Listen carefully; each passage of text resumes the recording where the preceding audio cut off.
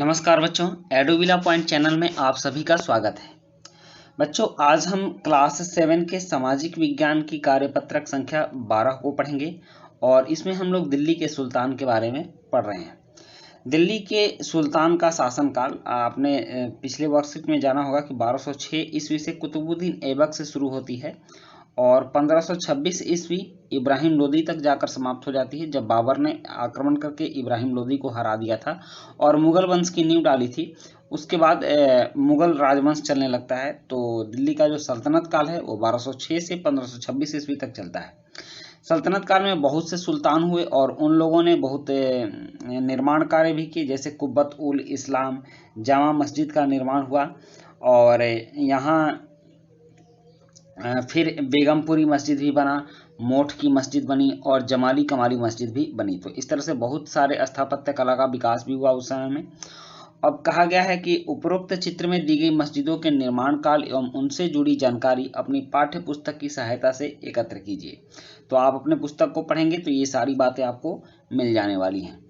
उसके बाद है कि दिल्ली के आरंभिक सुल्तान, विशेषकर इल्तुतमिश। आरंभिक सुल्तान मतलब सल्तनत काल की जब स्थापना हुई थी तब से।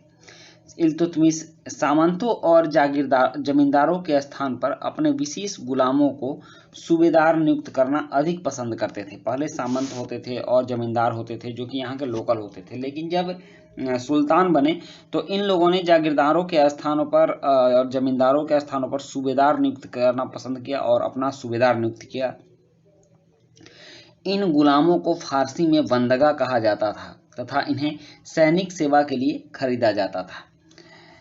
खलजी तथा तुगलक शासक बंदगा का इस्तेमाल करते रहे और साथ ही अपने आश्रित निम्न वर्ग के लोगों को भी उच्च राजनीतिक पदों पर बैठाते रहे। मतलब कि भारतीय जो सामंत थे और जमींदार थे उनसे सत्ता का हस्तांतरण करके ये लोग अपने लोगों को बैठाते रहे। ऐसे लोगों को सेनापति और सूबेदार जैसे पद दिए जाते थे।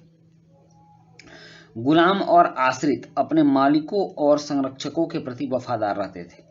गुलाम किनको कहते हैं? जिनको कि सैनिक कार्य के लिए खरीदा जाता था वो गुलाम कहलाते थे और वो जो उनको खरीदते थे उनके प्रति वो काफी वफादार होते थे, मगर अपने उत्तराधिकारियों के प्रति नहीं।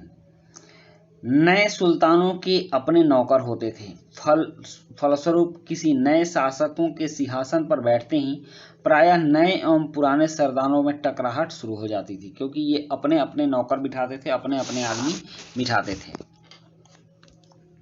सुल्तानों की तरह खलजी और तुगलक शासकों ने भी सेना नायकों को भिन्न भिन्न आकार के इलाकों के सूबेदार के रूप में नियुक्त किया। मतलब कि इन लोगों ने भी बदलना शुरू किया और ये इलाके इक्ता कहलाते थे। मतलब कि जो जिन इलाकों में साम्राज्य बटा होता था वो इलाके इक्ता कहलाते थे। मान लीजिए अलाउद्दीन खिलजी का साम्राज्य इतना बड़ा है तो इसमें ये सभी इलाके कहलाते थे, इक्ता कहलाते थे और इन्हें संभालने वाला इक्तादार या मुक्ति कहे जाते थे।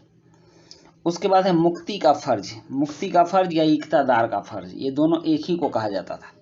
ये क्या क्या काम करते थे? तो सैनिक अभियानों का नेतृत्व करना और अपने इक्तों में कानून और व्यवस्था बनाए रखना।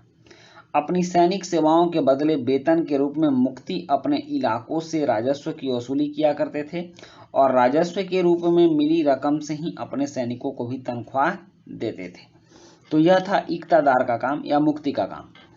मुक्ति लोगों पर काबू रखने का सबसे प्रभावी तरीका यह था कि उनका पद वंश परंपरा से न चले और उन्हें कोई भी इक्ता थोड़े थोड़े समय के लिए मिले। मतलब कि इस तरह से क्या होता था कि मुक्तियों को या इक्तादारों को एक जगह से दूसरे जगह पर ट्रांसफर किया जाता था और उनका पद वंशानुगत नहीं था, जिसके बाद उसका स्थानांतरण कर दिया जाए। अलाउद्दीन खलजी और मोहम्मद तुगलक के शासनकाल में नौकरी के कठोर नियमों का सख्ती से पालन किया जाता था।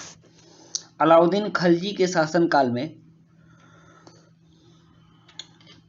भू राजस्व के निर्धारण और वसूली के कार्य को राज्य अपने नियंत्रण में ले आया।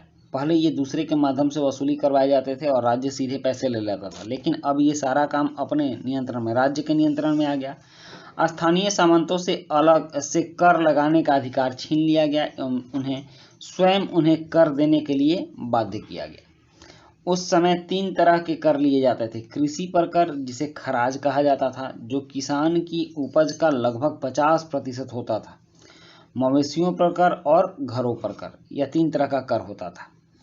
अब प्रश्न 2 है कि यदि आप सल्तनत काल में इक्तादार होते तो आपको कौन कौन से कार्य करने होते। तो यहाँ देखिए, यहाँ इक्ता या मुक्ति का फर्ज है।